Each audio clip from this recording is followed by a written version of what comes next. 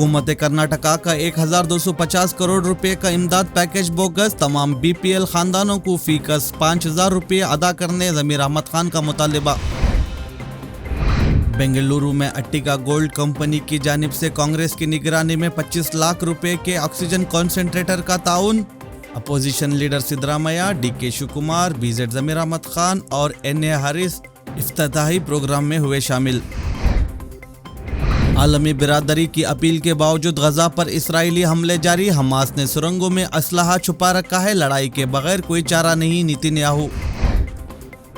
Corona vaccine पर मोदी हुकूमत की पॉलिसी ध्यान भटकाऊ, झूठ फैलाऊ, शोर मचाकर सच को छुपाया जा रहा है, राहुल गांधी का बयान।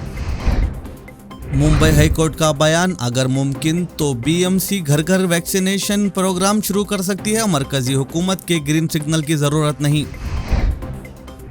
हुकूमत कर्नाटका की जानिब से 1250 करोड़ के कोविड राहत पैकेज का ऐलान। ड्राइवरों, फुटपाथ के ताजिरों और दीगर जरूरतमंदों के लिए मामूली रकम। गुजरात में हजारों मकानात को नुकसान, 13 अमवात। नरेंद्र मोदी का फिजाई मायना, 1000 करोड़ रुपए के राहत पैकेज का ऐलान। 1 जून तक मरकजी हुकूमत से 9 लाख वैक्सीन हासिल होंगे। हुकूमत हर शहरी को वैक्सीन फराहम करने की पाबंदी, हेल्थ मिनिस्टर डॉक्टर सुधाकर का बयान। येडियुरप्पा के कोविड पैकेज से हम मुतमईन नहीं, अपोजिशन के दबाव में आकर हुकूमत ने कागज पर रहने वाले पैकेज का ऐलान किया है, डीके शिवकुमार।